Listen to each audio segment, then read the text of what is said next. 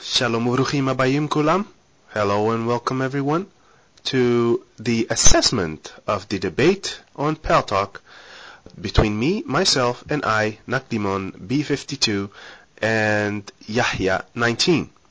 And the topic was, is Ishmael part of the covenant of Abraham? A debate that took place on Saturday, 27th of December.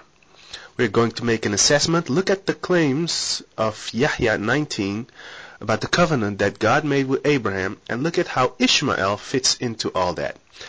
And we're going to look at how Isaac fits into all this. So, we're going to look at argument number 1. Fruitful offspring. Later on, we find out how all people on the earth will be blessed through him. In Genesis 12:7, the Lord appeared to Abraham and said, "To your offspring I will give this land." So he will build an altar there, there to the Lord who appeared to him. Later on, if we scroll down to Genesis 13:16, a fruitful offspring is mentioned. "I will make your offspring like the dust on the earth, so that if anyone could count the dust, then your offspring could be counted." In other words, it will be so fruitful that you cannot count the offspring. The promise of the offspring, the fruitful offspring, is mentioned. What does God mean with fruitful offspring? During the debate, Yahya19 kept speaking of fruitful offspring. I pointed out in the debate that although the fruitful offspring was a promise from God to Abraham, the fruitful offspring wasn't so much a promise that would go through one of the descendants of Abraham. Instead, let's look at all the promises that God made to Abraham. We're going to look at who will be the bearer of the covenant that God made with Abraham. And we will make a comparison between what God said to Abraham, what he promised him, and the promises he made to Ishmael and Isaac's descendants. That will be very crucial to determine who will be the bearer of the covenant. Promise number 1 to Abraham, we find in Genesis 12, verse 2. "And I will make you into a great nation, and I will bless you, and I will aggrandize your name, and you shall be a blessing." To Isaac's descendant Israel, Genesis 46:3. "And he said, I am God, the God of your father. Do not be afraid of going down to Egypt, for there I will make you into a great nation." Promise to Ishmael, Genesis 21, verse 18. "Rise, pick up the lad, and grasp your hand upon him, for I will make him into a great nation." See also Genesis 17, verse 20, and Genesis 16, verse 10. Promise number 2 to Abraham, Genesis 12, verse 3. "And I will bless those who bless you, and the one who curses you I will curse." Promise to Isaac's descendant Israel, Genesis 27, verse 29. "Nations shall serve you, and kingdoms shall bow down to you. You shall be a master over your brothers, and your mother's sons shall bow down to you. Those who curse you shall be cursed, and those who bless you shall be blessed." Also repeated in Numbers 24, verse 9, to Israel's offspring. Promise to Ishmael? None. Promise number 3 to Abraham, Genesis 12, verse 3. "And all the families of the earth shall be blessed in you." Promise to Isaac and his son Israel, Genesis 26:4. "And all the nations of the earth will bless themselves by your seed," Genesis 28:14. "And through you shall be blessed all the families of the earth, and through your seed." Promise to Ishmael? None. Promise number 4 to Abraham, Genesis 15, verse 7. "And he said to him, I am Yahweh, who brought you forth from Ur of the Chaldees, to give you this land to inherit it." Verse 15. "And he said to Avram, you shall surely know that your seed will be strangers in a land that is not theirs, and they will enslave them and oppress them for 400 years. Verse 18. "On that day Yahweh formed a covenant with Abraham, saying, To your seed I have given this land, from the river of Egypt until the great river, the Euphrates River. Promise to Isaac and to his son Israel. Genesis 26 verse 3.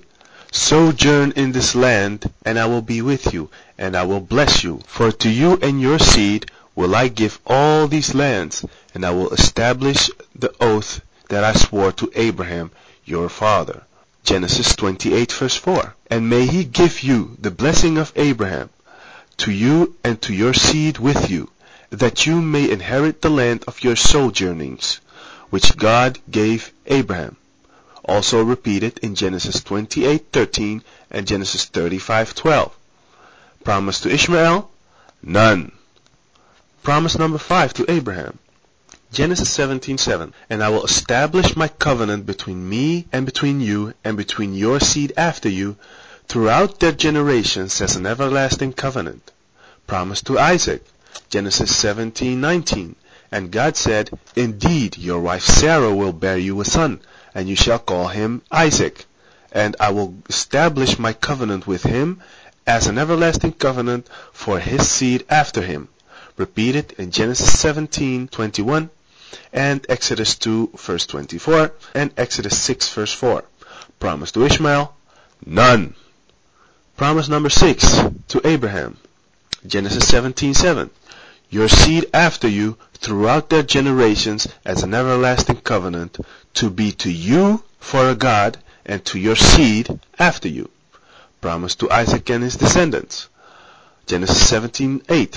And I will give you and your seed after you the land of your sojournings, the entire land of Canaan, for an everlasting possession, and I will be to them for a God. Promise to Ishmael? None.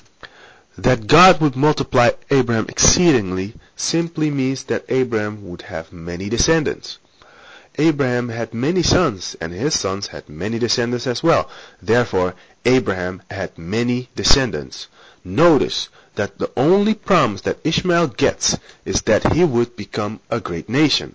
The term Goy Gadol, meaning great nation, refers to a numerous nation, not to a nation that does great things. Therefore, argument number 1 is proven to have failed. Argument number 2. The name of Abraham. Genesis 17:17. And I will establish my covenant between me and you and your descendants and after you in the generations for an everlasting covenant to be a God to you and your descendants after you. Now here we have Abraham becoming a nation. His name changes from Abram to Abraham because the promise of Isaac is also given. You see, Abram means father, Ham means our father. The title our father could only be given if you have more than one son. Yahya19 builds his case on the phrase our father because the name Abraham would mean our father. Abraham, our father? No. Av means father. Hamon, from which the Ham of Abraham is derived, means multitude. So Avraham means father of the multitude. And Yahya's point is based on a mistranslation of the name of Abraham, and his argument number 2 is therefore proven to have failed. Argument number 3. The bearer of the covenant. Now, this is something given to Sarah only. The promise of a king. This is not given to Ishmael. In Genesis 17:18, it says, Abraham said unto the Lord, Oh, that Ishmael might live before this blessing. What blessing? The blessing of kings.